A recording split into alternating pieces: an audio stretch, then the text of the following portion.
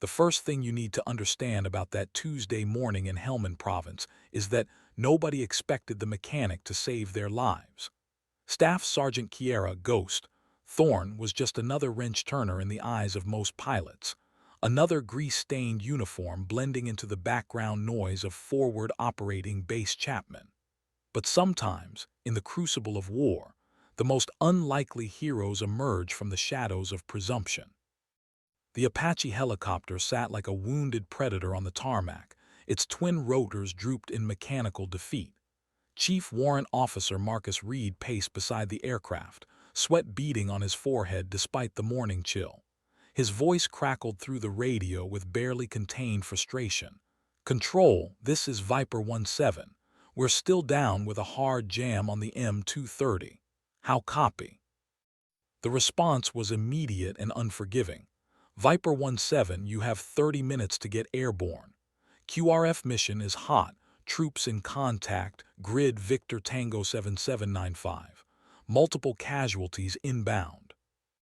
Reed's co-pilot, Captain Jennifer Hayes, emerged from the cockpit, her helmet tucked under her arm. "Marcus, we've tried everything. The feed mechanism is completely seized. We need a miracle or a new bird." That's when Ghost appeared, emerging from beneath another aircraft where she'd been working since 500 hours. At 5'4" with calloused hands and oil-stained fingers, she looked nothing like the Hollywood version of a warrior. Her auburn hair was pulled back in regulation, revealing a face marked by concentration rather than glamour. But it was her walk that should have given them the first clue: purposeful, measured, like someone who'd learned to move through dangerous spaces. "Permission to take a look, sir." Ghost's voice was steady, professional, carrying none of the deference that junior enlisted typically showed to warrant officers. Reed glanced at his watch, then at the Apache's stubborn minigun. "Thorne, right? Look, we've had 3 mechanics already." "Different mechanics see different problems," Ghost interrupted, already moving toward the aircraft. "Sometimes fresh eyes catch what experience overlooks." Hayes raised an eyebrow at the interruption but said nothing. Something about the mechanic's confidence was oddly reassuring, even if it bordered on insubordination. Ghost circled the Apache like a predator studying prey, her eyes scanning every rivet, every panel, every connection point. She moved with an intimacy that suggested she knew this machine better than most people knew their own cars. "Sir," the radio squawked again. "Viper 17, we've got wounded Rangers taking fire. ETA request over." Reed keyed his mic with visible tension. "Control, working the problem. Stand by." Ghost had already begun dismantling the gun's access panel with movements that were both swift and surgical. Her hands moved with the kind of precision that comes from years of repetitive expertise. But there was something else, an understanding that went deeper than technical knowledge. She worked in complete silence, ignoring the growing tension radiating from the 2 pilots who stood watching their mission window slowly closing. The morning sun climbed higher over the Afghan mountains, casting long shadows across the flight line. Somewhere in those distant peaks, American soldiers were fighting for their lives, and their salvation hung on the skills of a mechanic whose story nobody had bothered to learn. Ghost continued her work, methodical and focused, unaware that her next few minutes would forever change how everyone around her understood the meaning of underestimation. What happened next would become legend at Chapman, but the truth was always more complex than the stories that followed. Ghost had learned her trade in places where mechanical failure meant death, where the difference between competence and excellence was measured in lives saved or lost. As she worked, muscle memory from another life began to surface, movements learned in different uniforms, under different flags, in battles that had shaped her long before she'd ever worn American stripes. The Apache's minigun represented more than just a mechanical challenge. It was a test of everything she'd learned about survival, about proving worth in a world that consistently underestimated quiet competence. Reed and Hayes watched with growing impatience, unaware they were witnessing the resurrection of skills forged in conflicts they couldn't imagine. the morning air filled with the sounds of war machines preparing for battle. But Ghost worked in her own sphere of concentration, where only the weapon and her hands existed. Reed's radio crackled again. "Viper 17, be advised, casualties are mounting. We need immediate air support." The pressure was mounting like steam in a boiler, but Ghost seemed impervious to external stress. Her fingers probed the gun's internal mechanisms with the gentleness of a surgeon and the confidence of someone who had faced impossible odds before. She wasn't just fixing a weapon. She was demonstrating a truth that the military had been slow to learn. That competence comes in many forms, and the most valuable skills often hide behind the most unremarkable exteriors. Hayes found herself studying the mechanic more closely, noting the controlled breathing, the way Ghost's shoulders remained relaxed despite the mounting pressure. There was something almost meditative about her approach to the problem, as if she'd learned to find calm in the center of storms. It was a quality Hayes had seen before, but only in the most seasoned combat veterans. "What's your background, Thorne?" Hayes asked, her voice cutting through the mechanical sounds of Ghost's work. Ghost didn't look up from the gun. "Maintenance, ma'am. Been fixing things that shouldn't break but always do." It was a non-answer wrapped in technical truth, the kind of response that revealed nothing while saying everything. Reed checked his watch again, the lines around his eyes deepening with each passing second. In the distance, other aircraft were spinning up for missions, their rotors creating a symphony of urgency that made the Apache's silence even more pronounced. Ghost's hands suddenly stopped moving. She'd found something, some hidden problem that previous mechanics had missed. Her expression changed, shifting from methodical concentration to something approaching recognition. It was the look of someone who had seen this exact failure before, in circumstances where the consequences had been immediate and brutal. Without warning, she began moving faster, her hands dancing across the weapon system with newfound purpose. The change was so dramatic that both pilots stepped closer, sensing that something fundamental had shifted in the mechanic's approach to the problem. Ghost was no longer just fixing a gun. She was applying knowledge earned through trials that had nothing to do with routine maintenance. The radio continued its urgent chatter, painting an increasingly desperate picture of the situation developing in the mountains. Reed's jaw tightened with each transmission, knowing that every minute of delay translated to American blood spilled on foreign soil. But Ghost remained focused, her world reduced to the mechanical puzzle before her, guided by instincts that reached back through years of similar challenges faced under similar pressure. Something metallic clicked into place with a sound that seemed to echo across the entire flight line. Ghost straightened, her hands still for the first time since she'd begun working. The change in her posture was subtle but unmistakable, the stance of someone who had just accomplished exactly what they'd set out to do. "Try it now, sir," she said, her voice carrying a quiet confidence that made both pilots look at her with new attention. Reed moved to the gun controls, his movements precise but obviously tense. The moment stretched between them like a held breath, filled with the weight of lives hanging in the balance. Hayes watched Ghost's face, noting the mechanic's complete stillness, the way she seemed to be listening to something only she could hear. The minigun's motor engaged with a low whine, building to the familiar sound of properly functioning machinery. The ammunition feed began cycling smoothly, each movement precise and powerful. Reed tested the elevation and traverse mechanisms, finding them responsive and true. The Apache was alive again, transformed from wounded predator back to lethal guardian angel. "Outstanding work, Thorne," Reed said, already moving toward the cockpit. "We owe you one." But Ghost was already walking away, her job complete, returning to the shadows where mechanics lived between moments of crisis. Hayes caught a glimpse of something on the mechanic's wrist as she turned, a small tattoo that made the pilot's breath catch in her throat. It was subtle, barely visible beneath the grime and grease, but unmistakable to anyone who knew what to look for. The distinctive trident insignia of the Navy SEALs. Hayes stood frozen for a moment, processing the implications of what she'd just seen.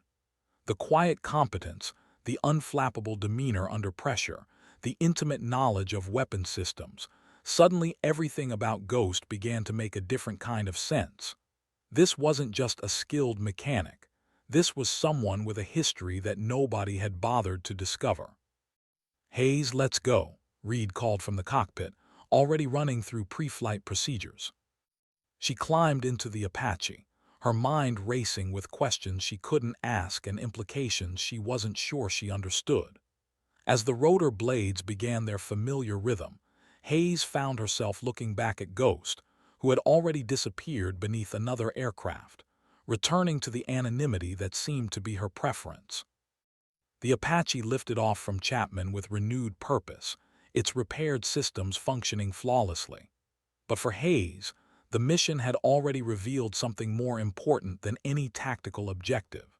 She just witnessed a master craftsman at work, someone whose skills had been forged in crucibles that few could imagine and fewer could survive. As they banked toward the mountains where American forces waited for salvation, Hayes keyed her intercom. "Marcus, that mechanic Thorne, there's something about her."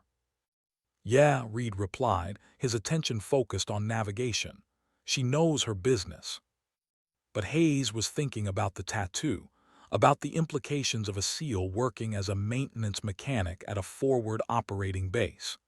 There had to be a story there, one that might explain why someone with elite special operations training was content to work in the shadows, fixing other people's weapons instead of using her own. The radio crackled with updates from the ground team, painting a picture of desperate men holding positions against overwhelming odds. The Apache's newly functional weapons systems would soon be put to the test, proving Ghost's work in the most definitive way possible, through their ability to protect American lives. Reed pushed the aircraft harder, squeezing every knot of speed from the machine as they raced toward battle. Behind them, Chapman grew smaller, but Hayes found her thoughts returning to the mechanic who had made their mission possible. In a military culture that often overlooked quiet competence in favor of loud bravado, Ghost represented something rare, a professional who let her work speak louder than her words. The mountains of Afghanistan stretched endlessly below them, holding secrets and dangers that had challenged invaders for thousands of years. But today, thanks to the skills of an underestimated mechanic, the Apache would meet those challenges with all its weapon systems functioning perfectly.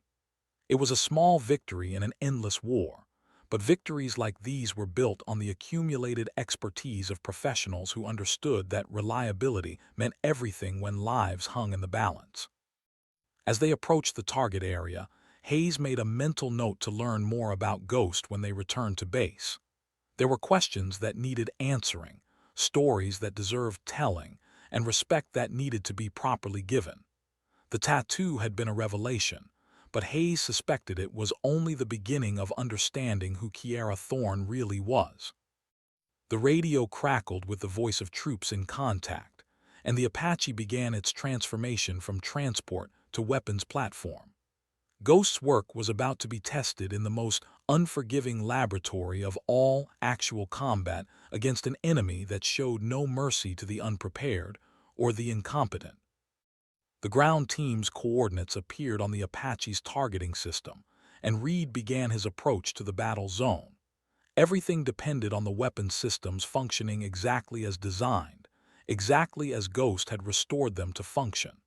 The difference between mechanical perfection and mechanical failure could be measured in American casualties, a responsibility that Ghost had accepted without fanfare or recognition. Hayes checked her own systems, finding everything green and ready. The Apache was performing flawlessly, its mechanical heart beating with the rhythm Ghost had restored. Through the canopy, she could see muzzle flashes below, the deadly sparkle of small arms fire that marked the location of Americans fighting for their lives against determined enemies. "Viper 17, this is Groundhog Actual," the radio transmitted. "We have your bird in sight. Request immediate fire support on the ridgeline, bearing 270 from our position." Reed acknowledged and began his attack run, the Apache's targeting systems locking onto enemy positions with lethal precision. The minigun that Ghost had repaired was about to speak with the voice of American firepower, delivering salvation to the soldiers below through the medium of controlled violence. The first burst from the minigun was perfect, a steady stream of 30 rounds that walked across the enemy position with mechanical precision. Each round found its mark, silencing weapons that had been pouring fire onto American positions. The gun cycled smoothly, feeding ammunition without hesitation or malfunction, performing exactly as Ghost had promised it would. Hayes felt a surge of professional satisfaction watching the weapon system perform. This was what competence looked like when translated into action, not just technical skill, but the understanding that mechanical reliability meant human survival. Ghost had delivered both, transforming a broken weapon into an instrument of precise lethality. The battle below began to shift as the Apache's presence made itself felt. Enemy fighters who had been advancing on American positions found themselves under attack from above, their tactical advantage evaporating under the helicopter's superior firepower. It was a textbook example of how air support could change the dynamics of ground combat, but it only worked when every system performed exactly as designed. Reed maneuvered the Apache through a series of attack runs, each one utilizing the minigun that Ghost had restored to perfect function. The weapon never faltered, never hesitated, delivering its payload with the reliability that combat operations demanded. Below, American soldiers began advancing, pressing their advantage against an enemy that had suddenly found itself outgunned and exposed. "Outstanding work, Viper 17, came the transmission from below. "You've turned this whole thing around." But Hayes knew the real hero of this engagement was back at Chapman, probably already working on another aircraft, unaware that her mechanical expertise was saving lives hundreds of miles away. The Apache continued its deadly dance above the battlefield, its weapons speaking with Ghost's voice, her hands having touched every critical system that was now performing under the ultimate test. The engagement concluded with enemy forces retreating, leaving behind positions they could no longer hold under the Apache's relentless fire. American casualties were evacuated, wounded soldiers receiving medical attention that might not have been available if the helicopter had remained grounded with weapon malfunctions. As they turned back toward Chapman, Hayes found herself thinking about the chain of events that had led to this successful mission. It had started with a jammed gun and a mechanic who saw problems differently than others. It had culminated in American lives saved and enemy positions destroyed. The connection between these events was Ghost's competence, her ability to diagnose and repair complex systems under pressure. Reed's voice came through the intercom.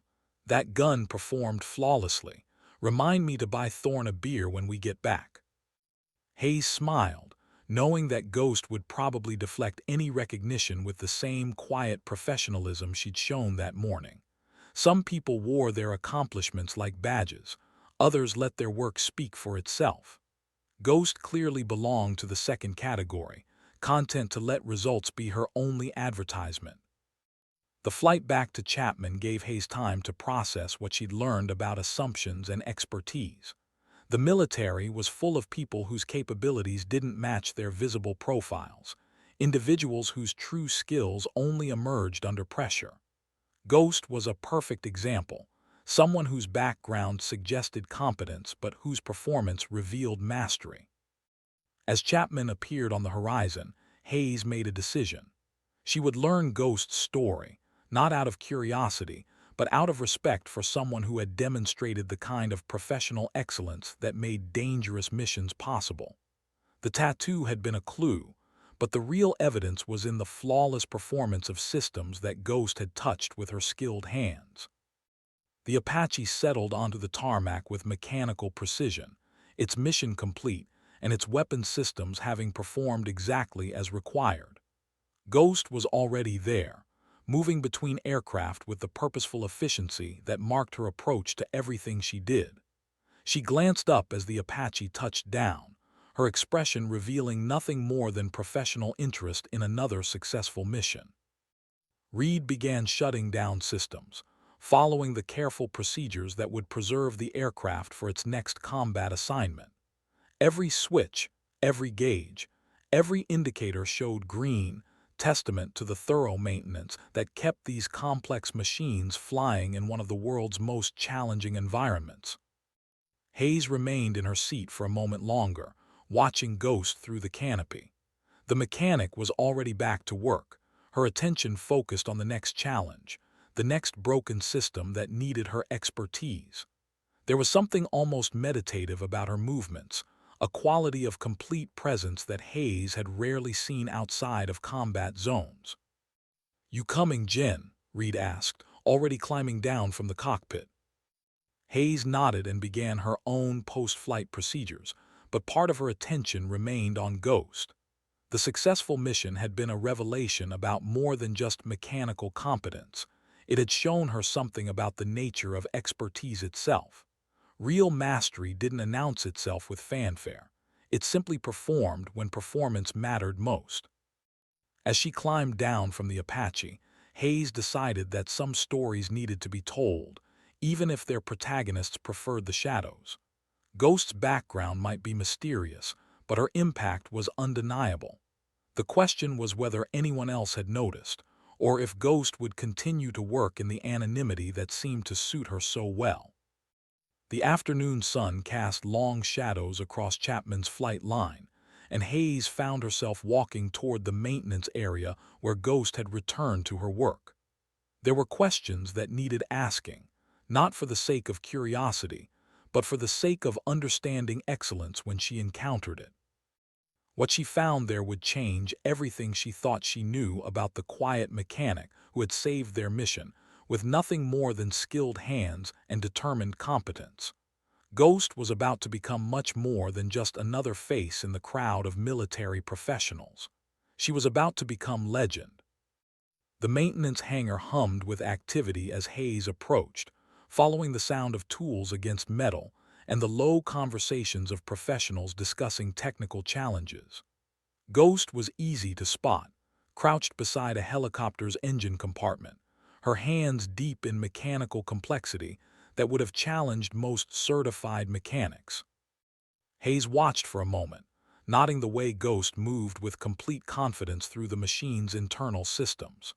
Her hands seemed to know exactly where every component belonged, every connection that needed checking, every potential failure point that required attention. It was the kind of intimate knowledge that came from years of experience, but also something more, an intuitive understanding that suggested deeper training.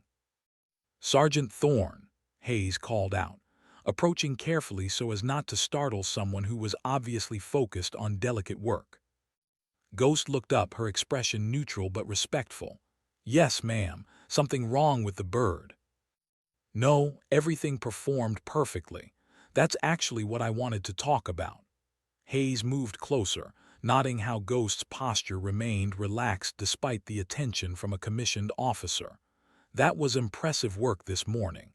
Where did you learn to diagnose weapon system malfunctions that quickly?" Ghost's hands paused for just a moment, so briefly that someone who wasn't watching closely might have missed it. "Experience, ma'am.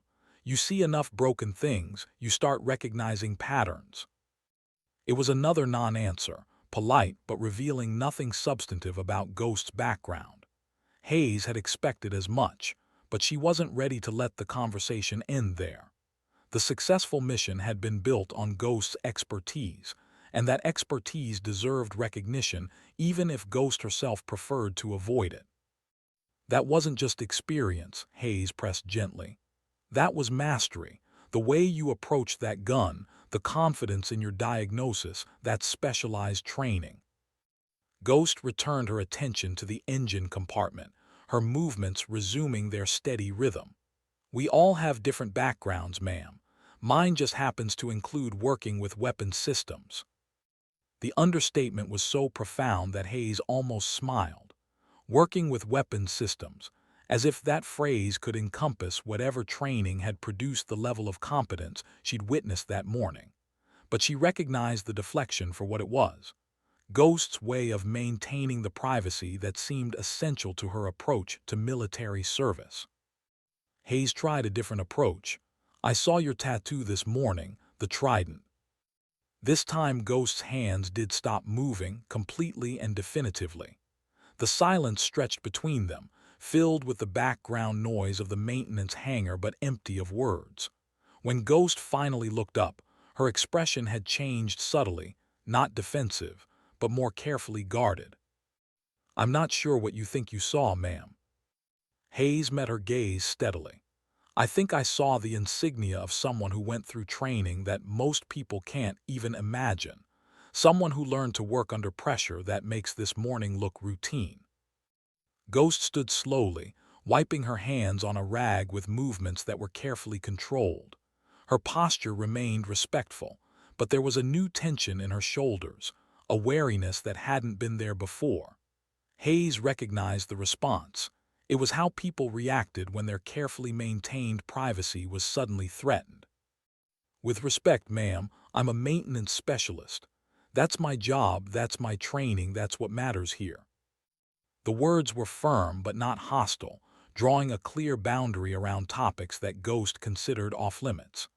Hayes understood the message, but she also understood that some boundaries existed to protect secrets that were too important to remain hidden. The successful mission had been proof of capabilities that transcended routine maintenance work. I'm not trying to invade your privacy, Hayes said carefully. I'm trying to understand excellence when I see it. What you did this morning was extraordinary, and extraordinary usually has a story behind it. Ghost's expression softened slightly, but the wariness remained. Some stories are better left alone, ma'am. They don't change what needs doing today. It was a philosophy that Hayes could respect, even if she couldn't entirely accept it. The present was what mattered, and Ghost's contribution to the present had been invaluable. But Hayes also understood that the past had shaped the skills that made Ghost so effective, and those skills deserved recognition even if their origins remained mysterious. Fair enough, Hayes said finally. But I want you to know that what you did today made a difference. Those Rangers who got air support because your repair work was perfect, they're going home because you know your job better than anyone has a right to expect. Ghost nodded once, acknowledging the recognition without embracing it. That's the job, ma'am, keeping the birds flying so they can do what they do. Hayes started to turn away, then stopped. If you ever want to talk about anything, background, career development, anything, my door is open. The military needs people with your capabilities, and maybe there are opportunities you haven't considered. Thank you, ma'am. I'll keep that in mind. Hayes walked away knowing that Ghost probably wouldn't take her up on the offer, but also knowing that the conversation had planted seeds that might eventually grow. Some people needed to be discovered gradually, their excellence revealed through actions rather than words. Ghost was clearly one of those people, content to let her competence speak for itself. The rest of Hayes's day was filled with routine duties, but part of her attention kept returning to the morning's events and the questions they'd raised.